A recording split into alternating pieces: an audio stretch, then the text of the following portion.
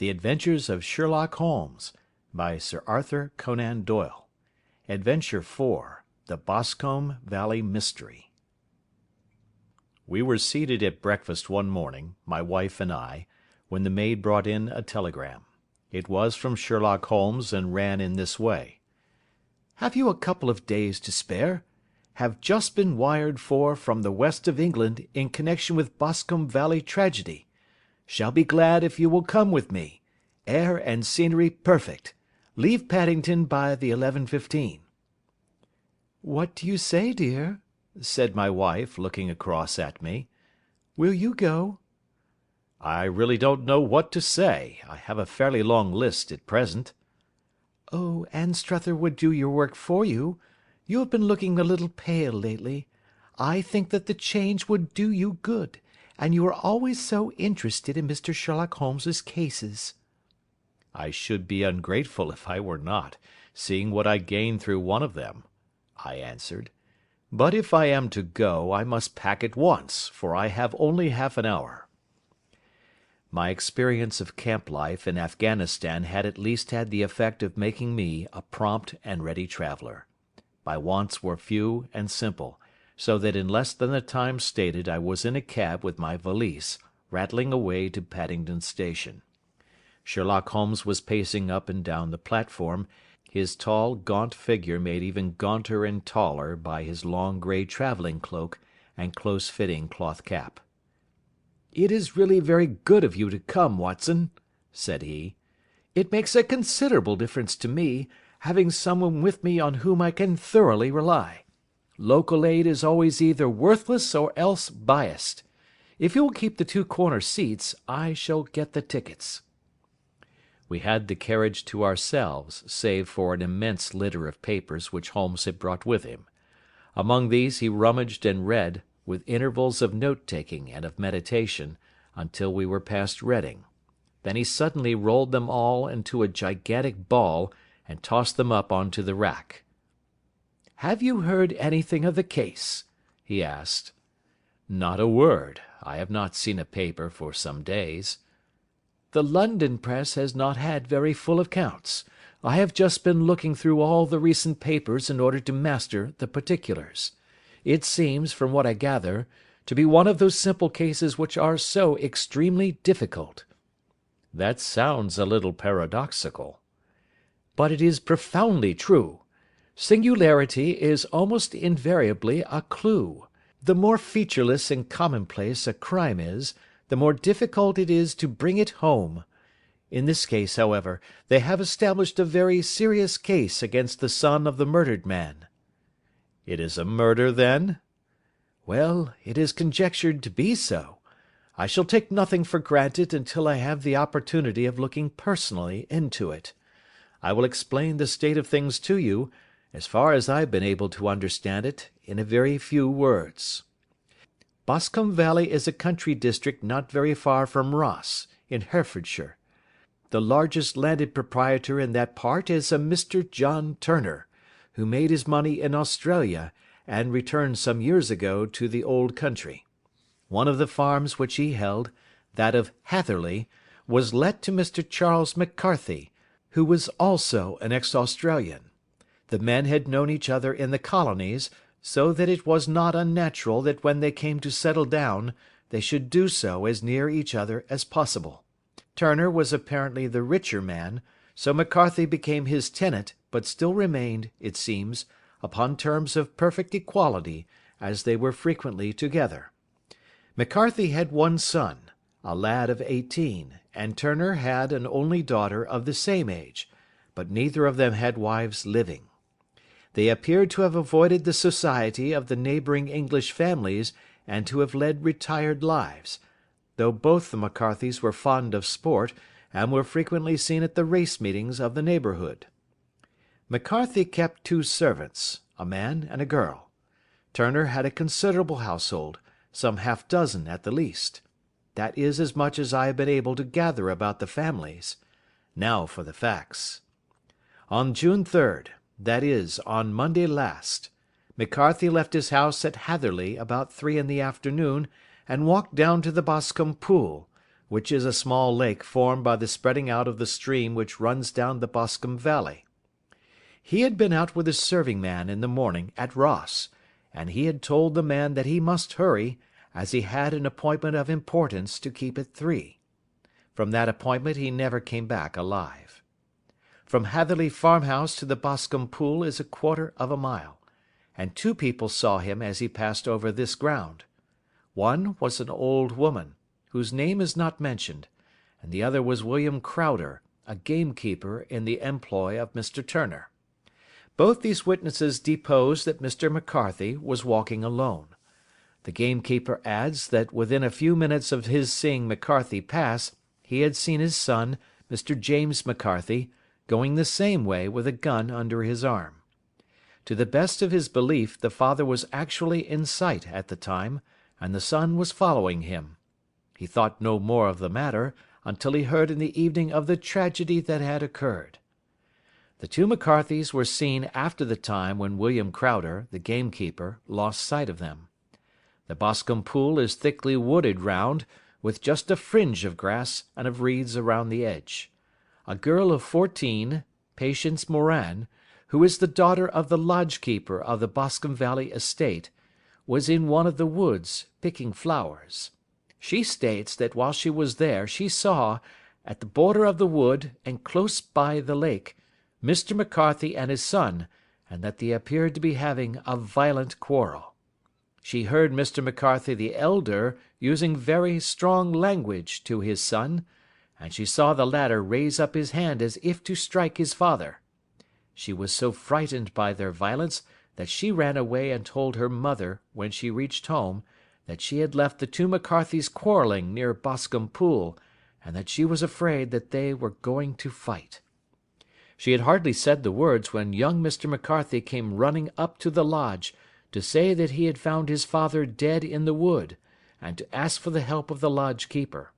He was much excited, without either his gun or his hat, and his right hand and sleeve were observed to be stained with fresh blood.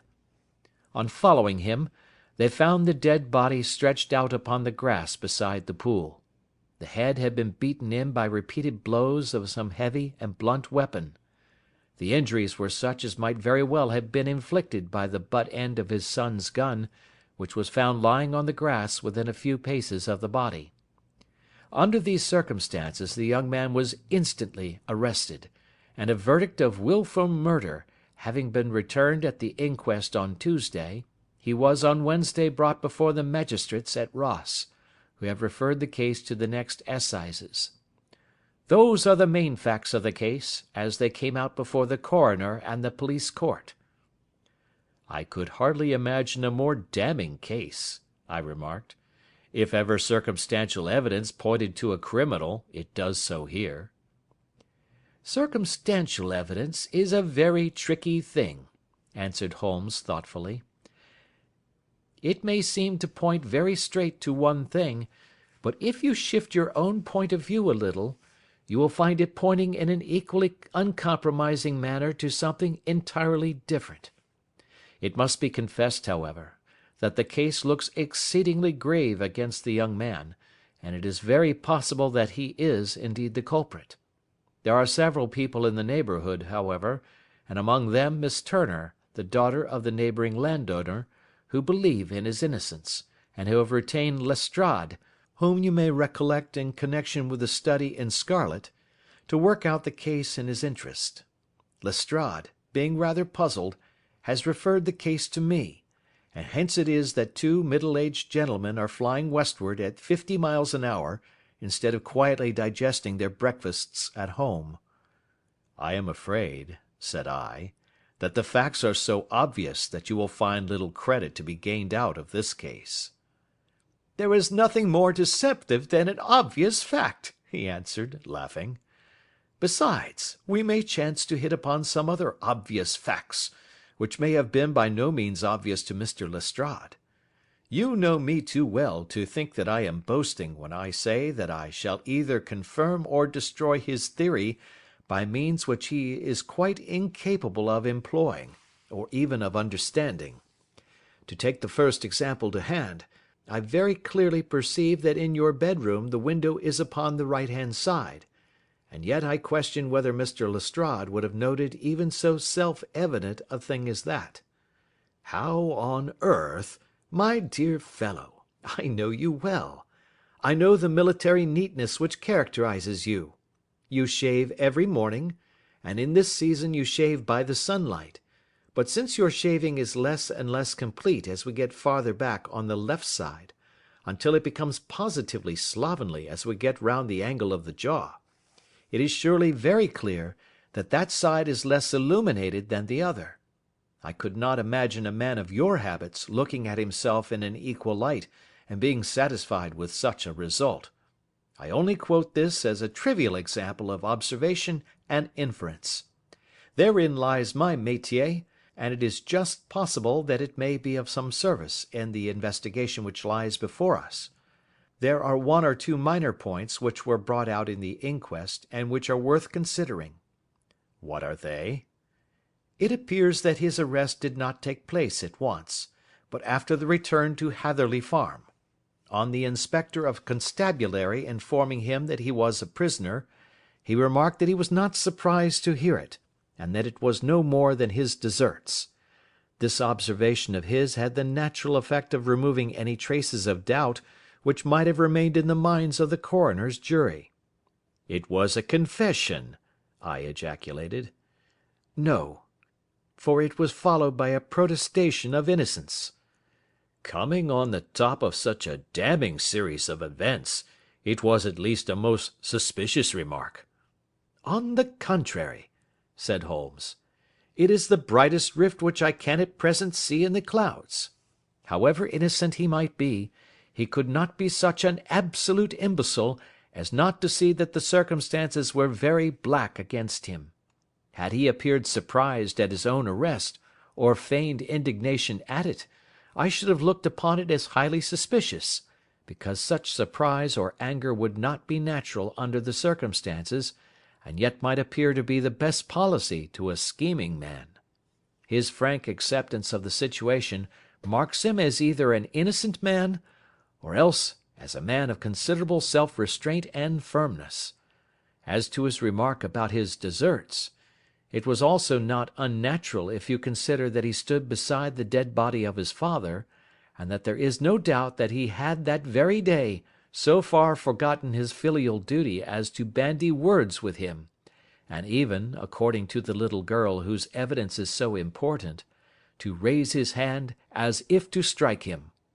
The self-reproach and contrition which are displayed in his remark appear to me to be the signs of a healthy mind rather than of a guilty one." I shook my head. "Many men have been hanged on far slighter evidence," I remarked. "So they have, and many men have been wrongfully hanged." "What is the young man's own account of the matter?"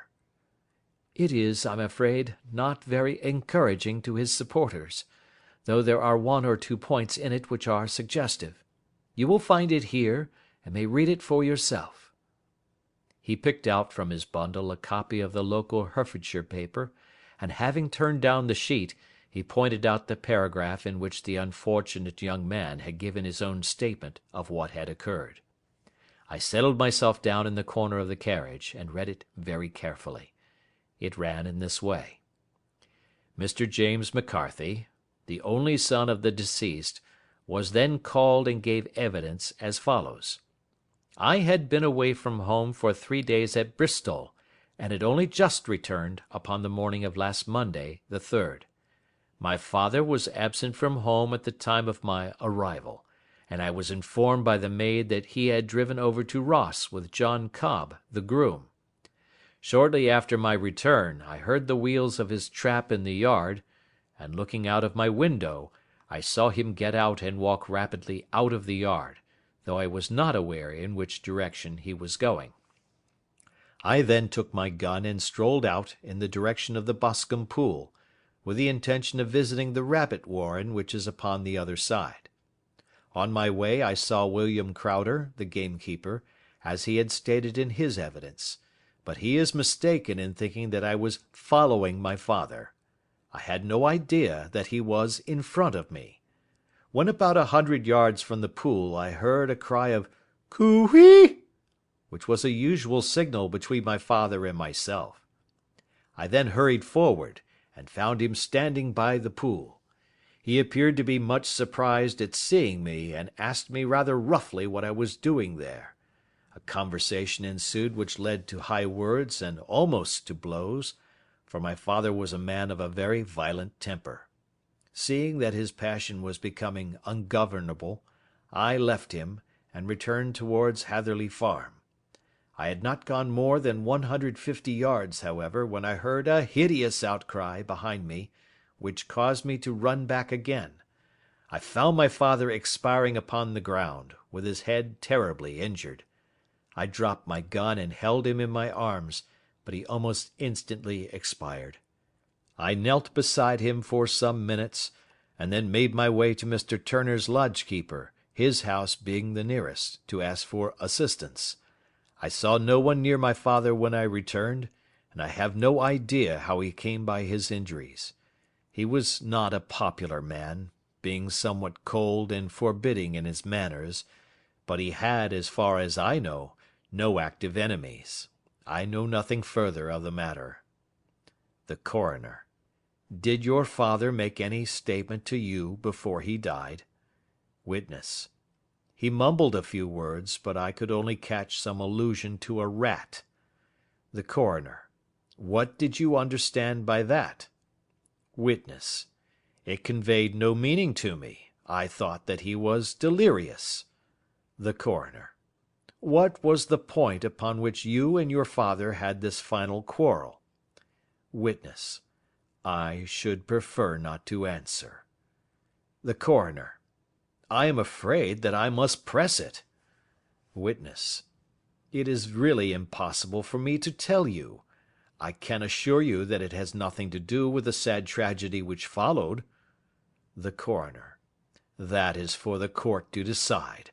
I need not point out to you that your refusal to answer will prejudice your case considerably in any future proceedings which may arise. Witness: I must still refuse. The Coroner: I understand that the cry of "Coo-ee!" was a common signal between you and your father? Witness: It was. The Coroner: How was it, then, that he uttered it before he saw you, and before he even knew that you had returned from Bristol? Witness, with considerable confusion: I do not know. A juryman: Did you see nothing which aroused your suspicions when you returned on hearing the cry, and found your father fatally injured? Witness: Nothing definite. The Coroner: What do you mean? Witness: I was so disturbed and excited as I rushed out into the open, that I could think of nothing except of my father. Yet I have a vague impression that as I ran forward something lay upon the ground to the left of me. It seemed to me to be something grey in colour, a coat of some sort, or a plaid perhaps. When I rose from my father I looked round for it, but it was gone. Do you mean that it disappeared before you went for help? Yes, it was gone. You cannot say what it was? No, I had a feeling something was there. How far from the body? A dozen yards or so. And how far from the edge of the wood? About the same. Then if it was removed, it was while you were within a dozen yards of it? Yes, but with my back toward it. This concluded the examination of the witness. I see, said I, as I glanced down the column, that the Coroner in his concluding remarks was rather severe upon young McCarthy. He calls attention, and with reason, to the discrepancy about his father having signalled to him before seeing him, also to his refusal to give details of his conversation with his father, and his singular account of his father's dying words. They are all, as he remarks, very much against the son. Holmes laughed softly to himself and stretched himself out upon the cushioned seat. "Both you and the coroner have been at some pains," said he, "to single out the very strongest points in the young man's favour. Don't you see that you alternately give him credit for having too much imagination and too little?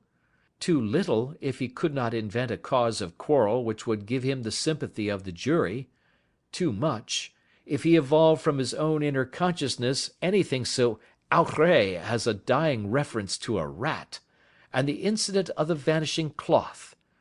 No, sir, I shall approach this case from the point of view that what this young man says is true, and we shall see whither that hypothesis will lead us. And now here is my pocket Petrarch, and not another word shall I say of this case until we are on the scene of action. We lunch at Swindon, and I see that we shall be there in 20 minutes." It was nearly 4 o'clock when we at last, after passing through the beautiful Stroud Valley, and over the broad gleaming Severn, found ourselves at the pretty little country town of Ross. A lean, ferret-like man, furtive and sly-looking, was waiting for us upon the platform. In spite of the light brown dust coat and leather leggings which he wore in deference to his rustic surroundings, I had no difficulty in recognising Lestrade, of Scotland Yard. With him we drove to the Hereford Arms, where a room had already been engaged for us. "I have ordered a carriage," said Lestrade, as we sat over a cup of tea. "I knew your energetic nature, and that you would not be happy until you had been on the scene of the crime." "It was very nice and complimentary of you," Holmes answered. "It is entirely a question of barometric pressure." Lestrade looked startled. "I do not quite follow," he said. "How is the glass? 29, I see. No wind, and not a cloud in the sky. I have a caseful of cigarettes here which need smoking, and the sofa is very much superior to the usual country hotel abomination. I do not think that it is probable that I shall use the carriage to-night." Lestrade laughed indulgently. "You have, no doubt, already formed your conclusions from the newspapers," he said. "The case is as plain as a pikestaff, and the more one goes into it, the plainer it becomes. Still, of course, one can't refuse a lady, and such a very positive one too. She has heard of you, and would have your opinion, though I repeatedly told her that there was nothing which you could do which I have not already done. Why, bless my soul, here is her carriage at the door." He had hardly spoken before there rushed into the room one of the most lovely young women that I have ever seen in my life. Her violet eyes shining, her lips parted, a pink flush upon her cheeks, all thought of her natural reserve lost in her overpowering excitement and concern. "Oh, Mr. Sherlock Holmes!" she cried, glancing from one to the other of us, and finally, with a woman's quick intuition, fastening upon my companion. "I am so glad that you have come. I have driven down to tell you so. I know that James didn't do it. I know it, and I want you to start upon your work knowing it, too. Never let yourself doubt upon that point. We have known each other since we were little children, and I know his faults as no one else does, but he is too tender-hearted to hurt a fly. Such a charge is absurd to anyone who really knows him." "I hope we may clear him, Miss Turner," said Sherlock Holmes. "You may rely upon my doing all that I can." "But you have read the evidence? You have formed some conclusion? Do you not see some loophole, some flaw? Do you not yourself think that he is innocent?" "I think that it is very probable." "There now!" she cried, throwing back her head and looking defiantly at Lestrade. "You hear?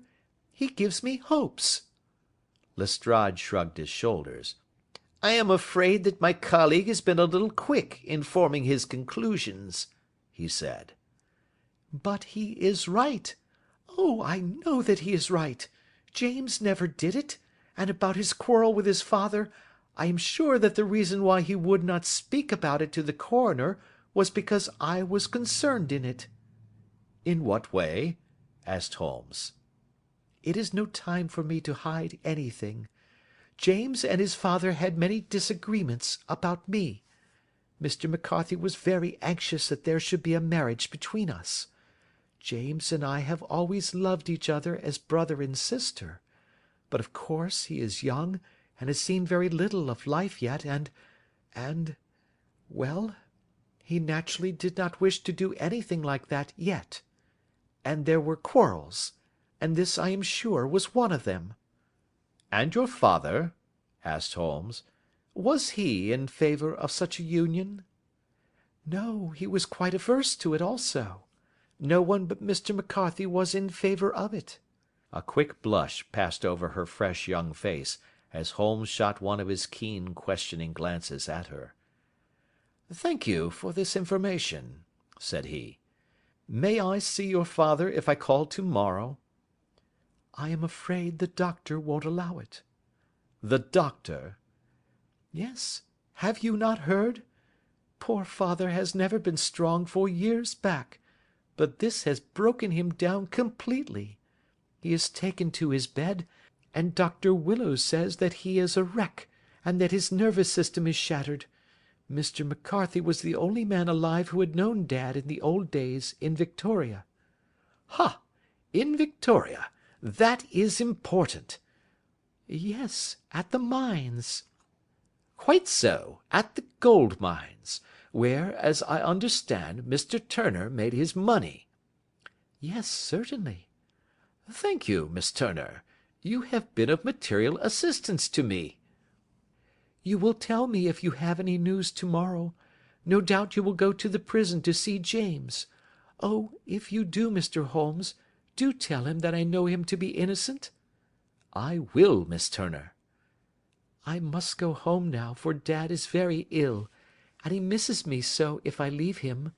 Good-bye, and God help you in your undertaking."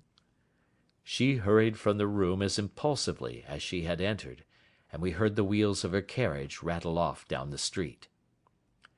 "I am ashamed of you, Holmes," said Lestrade with dignity after a few minutes' silence. "Why should you raise up hopes which you are bound to disappoint? I am not over tender of heart, but I call it cruel." "I think that I see my way to clearing James McCarthy," said Holmes. "Have you an order to see him in prison?" "Yes, but only for you and me." "Then I shall reconsider my resolution about going out. We have still time to take a train to Hereford and see him to-night?" "Ample." "Then let us do so. Watson, I fear that you will find it very slow, but I shall only be away a couple of hours." I walked down to the station with them, and then wandered through the streets of the little town, finally returning to the hotel, where I lay upon the sofa and tried to interest myself in a yellow-backed novel.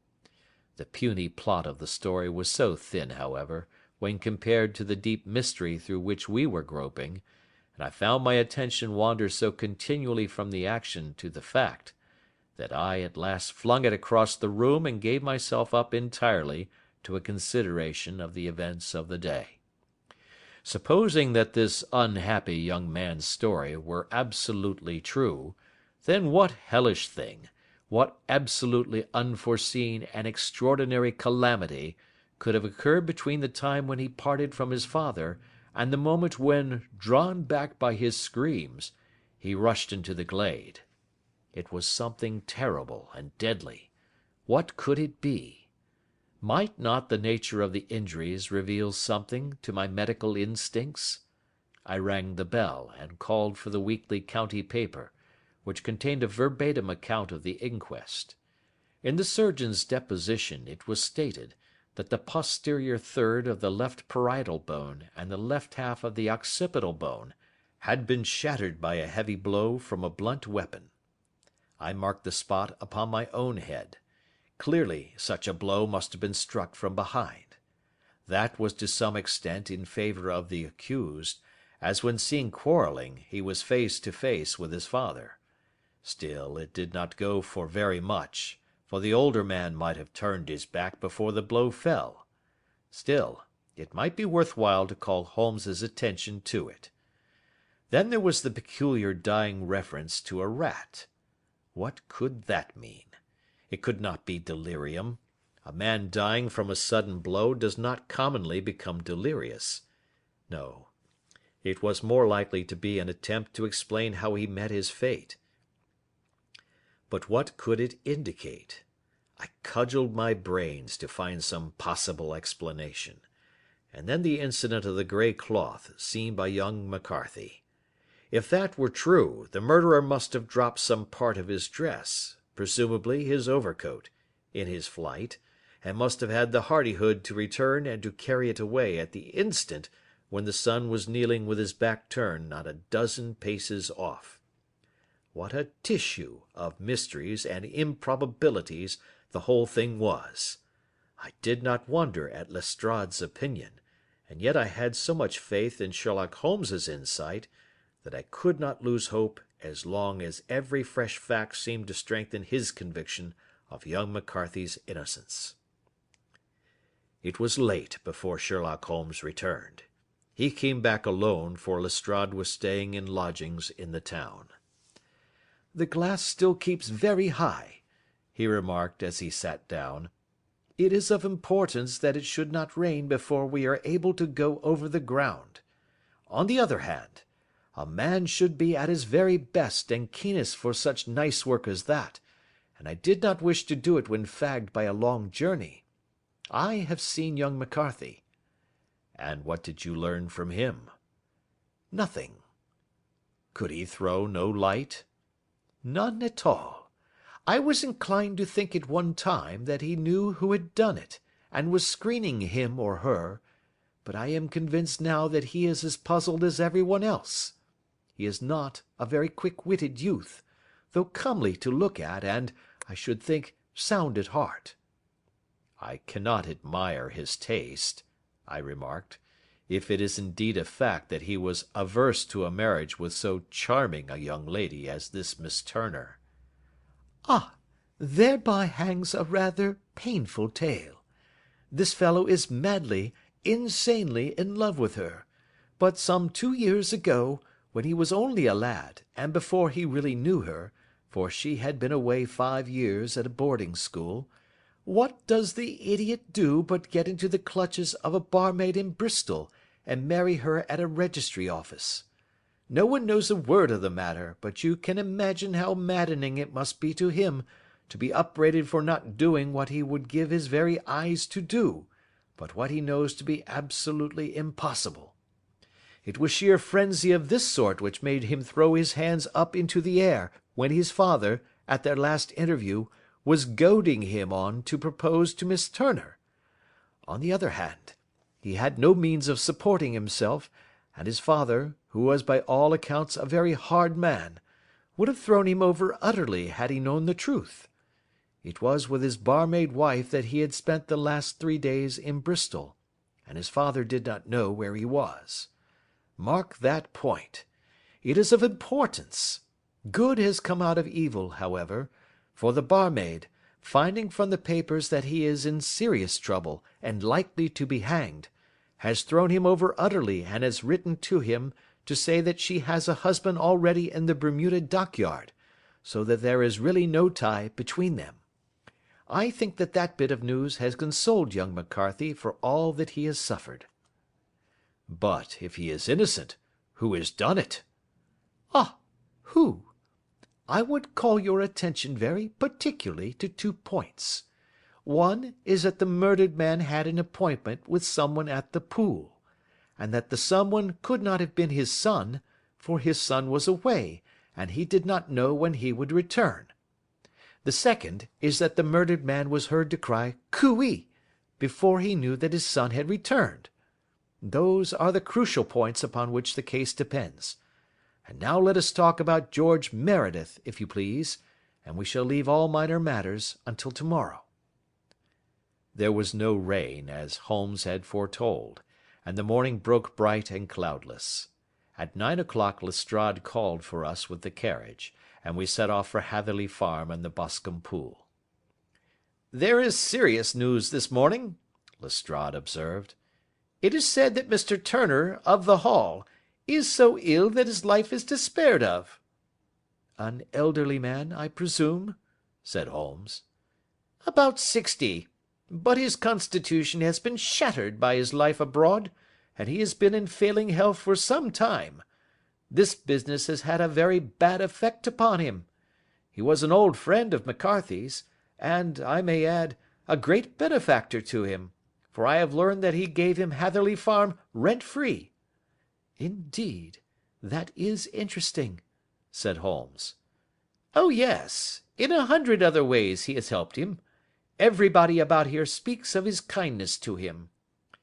Really, does it not strike you as a little singular that this McCarthy, who appears to have had little of his own, and to have been under such obligations to Turner, should still talk of marrying his son to Turner's daughter, who is presumably heiress to the estate, and that in such a very cocksure manner, as if it were merely a case of a proposal and all else would follow? It is the more strange, since we know that Turner himself was averse to the idea. The daughter told us as much. Do you not deduce something from that?" "We have got to the deductions and the inferences," said Lestrade, winking at me. "I find it hard enough to tackle facts, Holmes, without flying away after theories and fancies." "You are right," said Holmes demurely. "You do find it very hard to tackle the facts." "Anyhow, I have grasped one fact which you seem to find it difficult to get hold of," replied Lestrade with some warmth. "And that is?" "That McCarthy Senior met his death from McCarthy Junior, and that all theories to the contrary are the merest moonshine."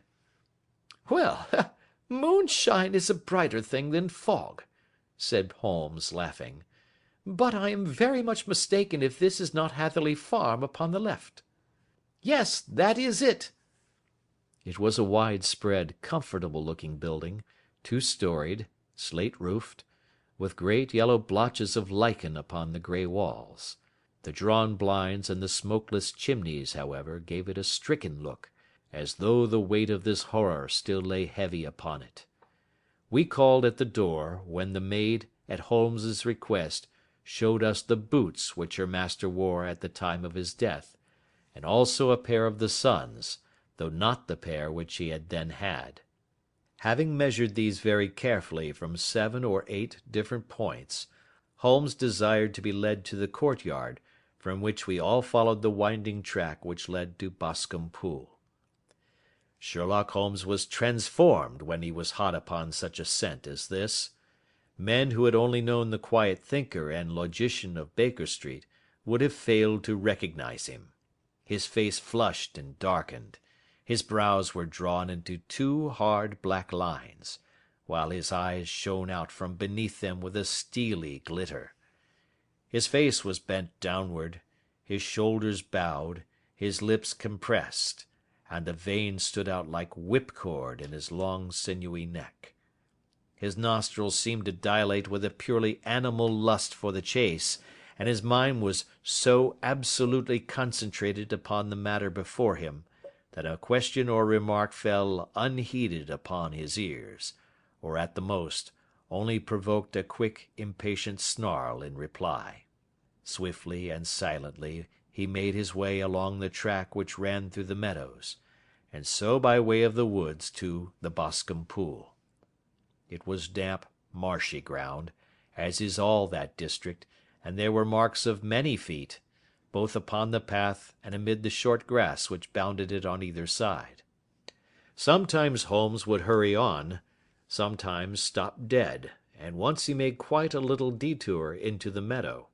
Lestrade and I walked behind him, the detective indifferent and contemptuous, while I watched my friend with the interest which sprang from the conviction that every one of his actions was directed towards a definite end.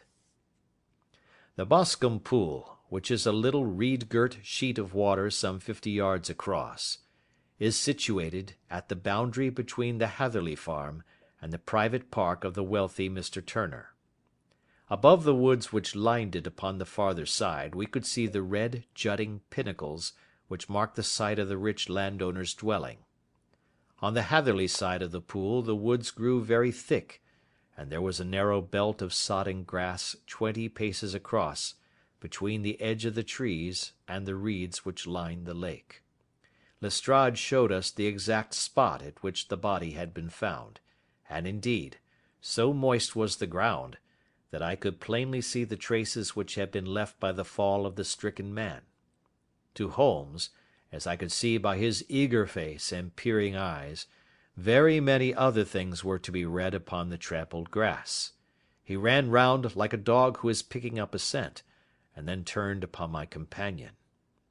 "What did you go into the pool for?" he asked. "I fished about with a rake. I thought there might be some weapon or other trace. But how on earth—" "Oh, tut, tut, I have no time. That left foot of yours with its inward twist is all over the place. A mole could trace it, and there it vanishes among the reeds. Oh, how simple it would all have been had I been here before they came like a herd of buffalo and wallowed all over it. Here is where the party with the lodge keeper came, and they have covered all tracks for 6 or 8 feet round the body. But here are 3 separate tracks of the same feet." He drew out a lens, and lay down upon his waterproof to have a better view, talking all the time rather to himself than to us. "These are young McCarthy's feet. Twice he was walking, and once he ran swiftly, so that the soles are deeply marked and the heels hardly visible. That bears out his story. He ran when he saw his father on the ground. Then here are the father's feet as he paced up and down. What is this, then? It is the butt end of the gun as the son stood listening. And this? Ha ha! What have we here? Tiptoes! Tiptoes! Square, too, quite unusual boots. They come, they go, they come again. Of course, that was for the cloak. Now where did they come from?" He ran up and down, sometimes losing, sometimes finding the track until we were well within the edge of the wood, and under the shadow of a great beech, the largest tree in the neighbourhood. Holmes traced his way to the farther side of this, and lay down once more upon his face with a little cry of satisfaction. For a long time he remained there, turning over the leaves and dried sticks, gathering up what seemed to me to be dust into an envelope, and examining with his lens not only the ground, but even the bark of the tree as far as he could reach. A jagged stone was lying among the moss, and this also he carefully examined and retained. Then he followed a pathway through the wood until he came to the high road, where all traces were lost. "It has been a case of considerable interest," he remarked, returning to his natural manner. "I fancy that this grey house on the right must be the lodge. I think that I will go in and have a word with Morin, and perhaps write a little note. Having done that, we may drive back to our luncheon. You may walk to the cab, and I shall be with you presently." It was about 10 minutes before we regained our cab and drove back into Ross, Holmes still carrying with him the stone which he had picked up in the wood. "This may interest you, Lestrade," he remarked, holding it out. "The murder was done with it." "I see no marks." "There are none." "How do you know, then?" "The grass was growing under it. It had only lain there a few days. There was no sign of a place whence it had been taken. It corresponds with the injuries. There is no sign of any other weapon." "And the murderer?"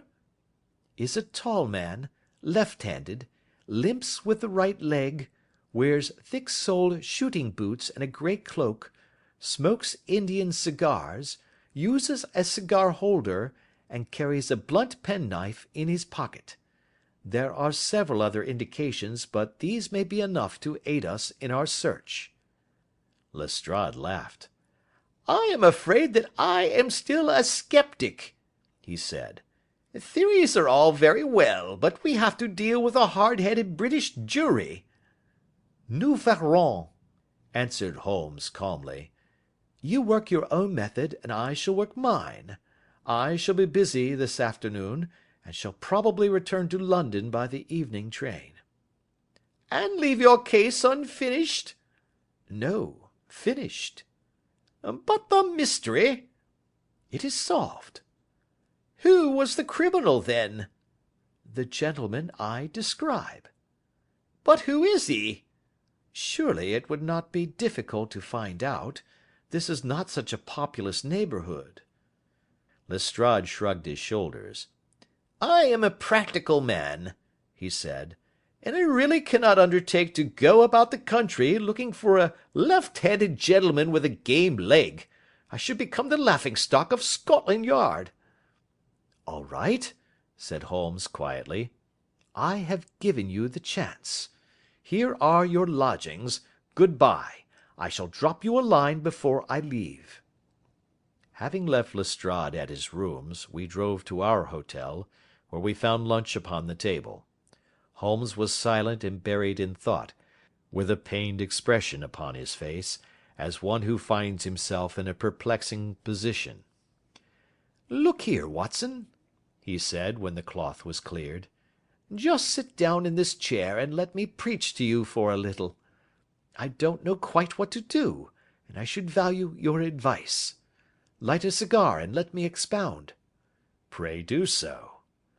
"Well now, in considering this case there are 2 points about young McCarthy's narrative which struck us both instantly, although they impressed me in his favour and you against him. One was the fact that his father should, according to his account, cry cooee before seeing him. The other was his singular dying reference to a rat. He mumbled several words, you understand, but that was all that caught the son's ear.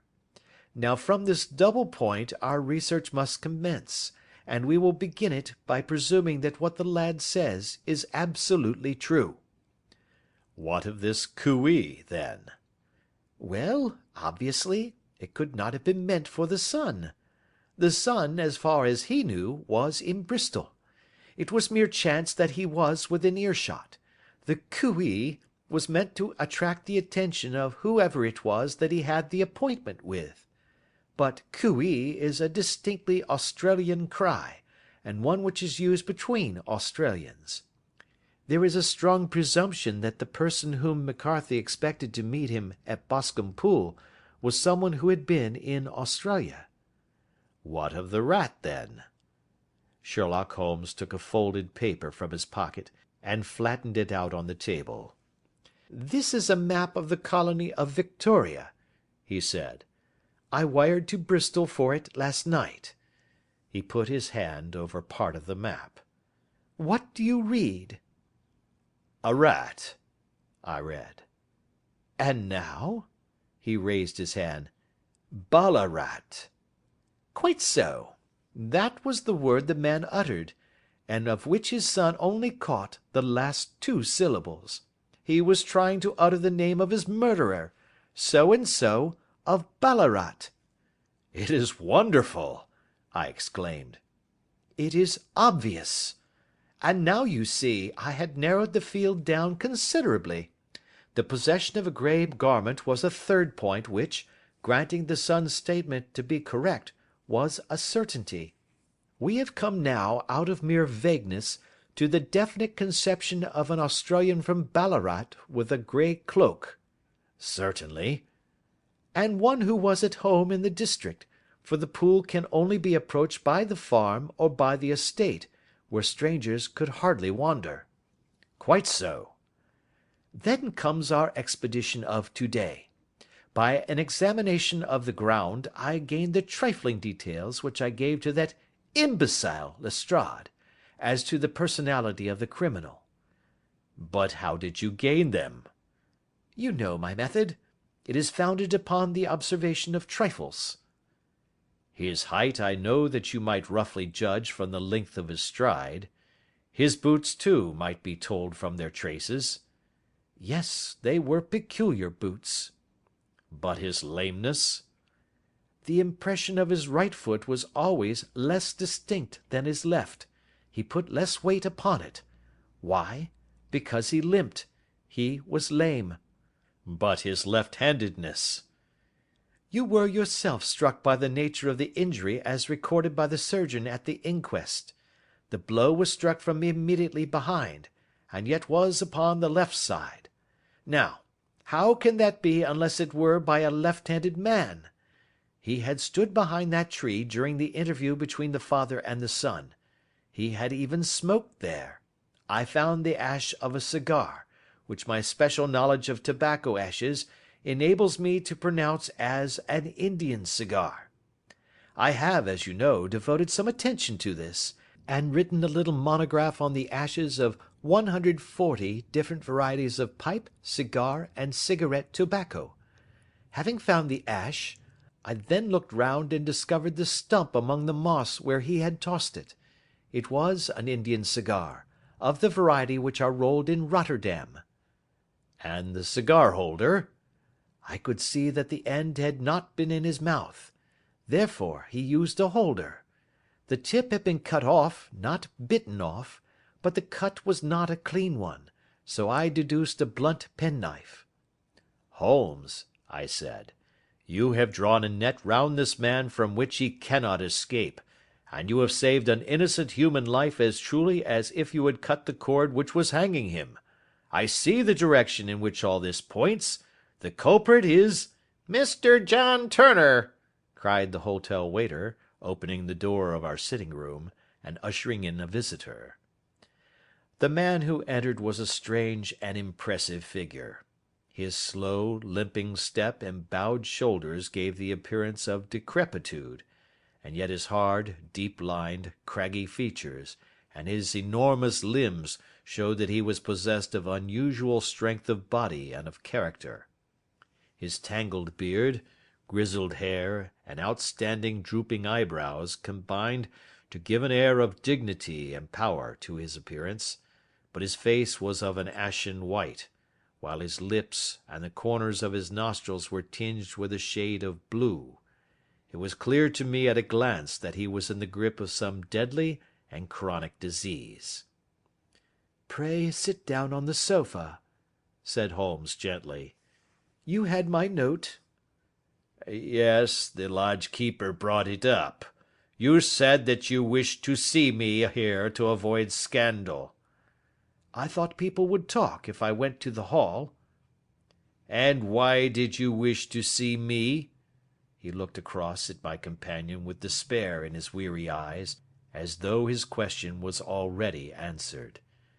"Yes," said Holmes, answering the look rather than the words. "It is so. I know all about McCarthy." The old man sank his face in his hands. God help me, he cried, but I would not have let the young man come to harm. I give you my word that I would have spoken out if it went against him at the assizes. "I am glad to hear you say so," said Holmes gravely. I would have spoken now had it not been for my dear girl. It would break her heart. It will break her heart when she hears that I am arrested." "It may not come to that," said Holmes. "What?" "I am no official agent. I understand that it was your daughter who required my presence here, and I am acting in her interests. Young McCarthy must be got off, however." "I am a dying man," said old Turner. "I have had diabetes for years. My doctor says it is a question whether I shall live a month. Yet I would rather die under my own roof than in a jail." Holmes rose and sat down at the table with his pen in his hand and a bundle of paper before him. "Just tell us the truth," he said. "I shall jot down the facts. You will sign it, and Watson here can witness it. Then I could produce your confession at the last extremity to save young McCarthy. I promise you that I shall not use it unless it is absolutely needed." "It's as well," said the old man.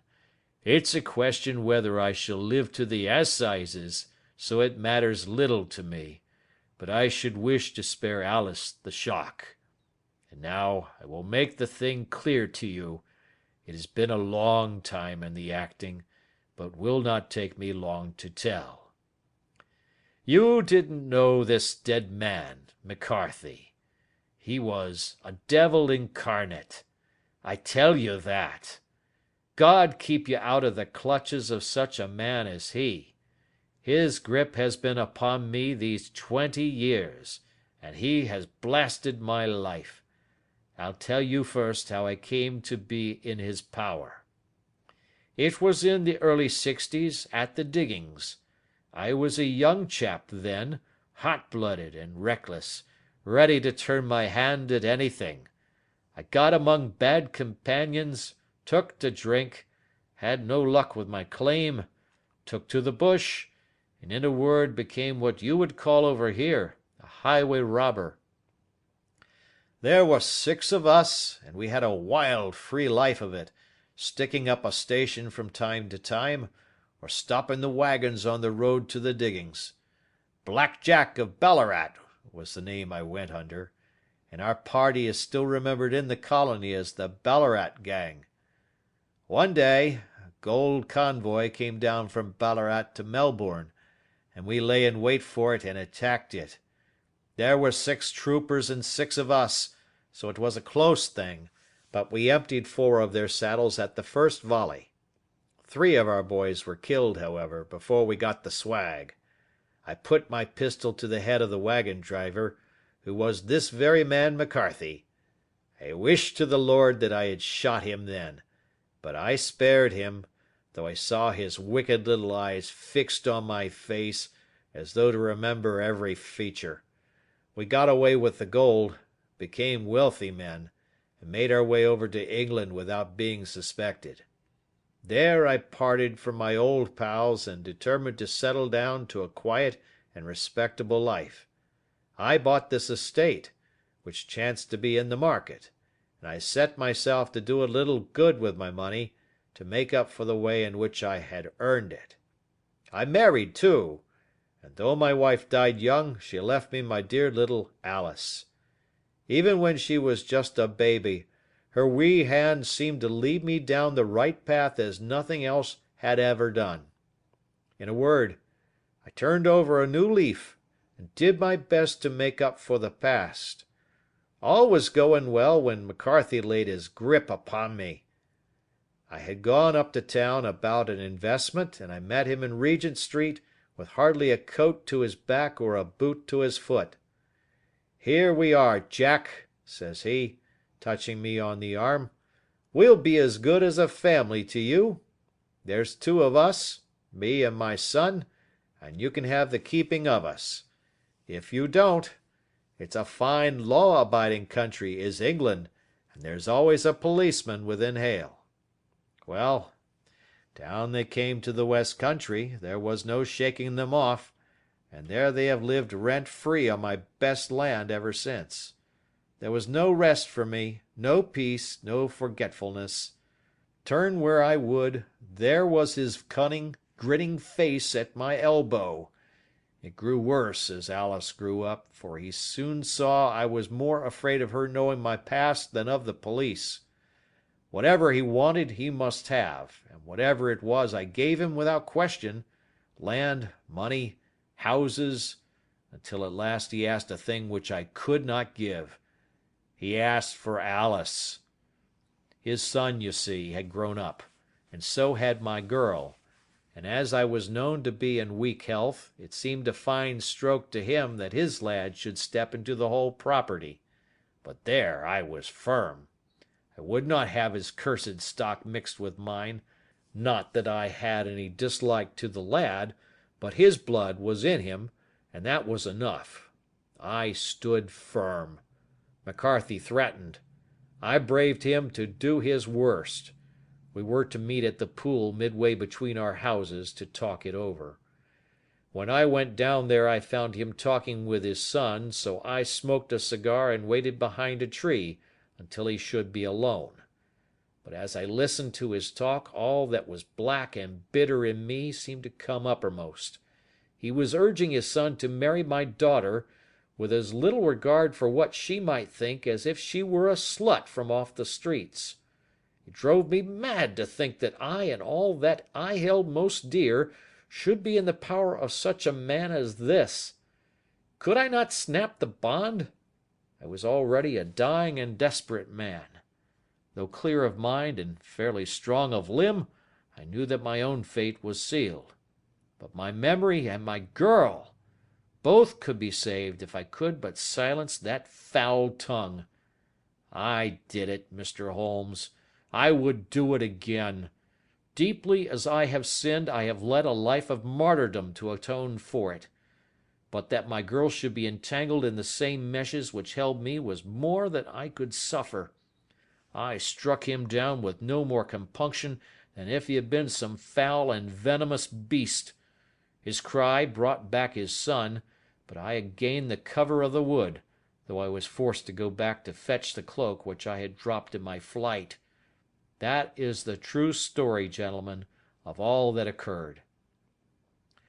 "Well, it is not for me to judge you," said Holmes, as the old man signed the statement which had been drawn out. "I pray that we may never be exposed to such a temptation." "I pray not, sir. And what do you intend to do?" "In view of your health, nothing. You are yourself aware that you will soon have to answer for your deed at a higher court than the assizes. I will keep your confession, and if McCarthy is condemned I shall be forced to use it. If not, it shall never be seen by mortal eye, and your secret, whether you be alive or dead, shall be safe with us." "Farewell, then," said the old man solemnly. "Your own deathbeds, when they come, will be the easier for the thought of the peace which you have given to mine." Tottering and shaking in all his giant frame, he stumbled slowly from the room. "God help us," said Holmes after a long silence. "Why does fate play such tricks with poor helpless worms? I never hear of such a case as this that I do not think of Baxter's words and say, 'There, but for the grace of God, goes Sherlock Holmes.'" James McCarthy was acquitted at the assizes on the strength of a number of objections which had been drawn out by Holmes and submitted to the defending counsel.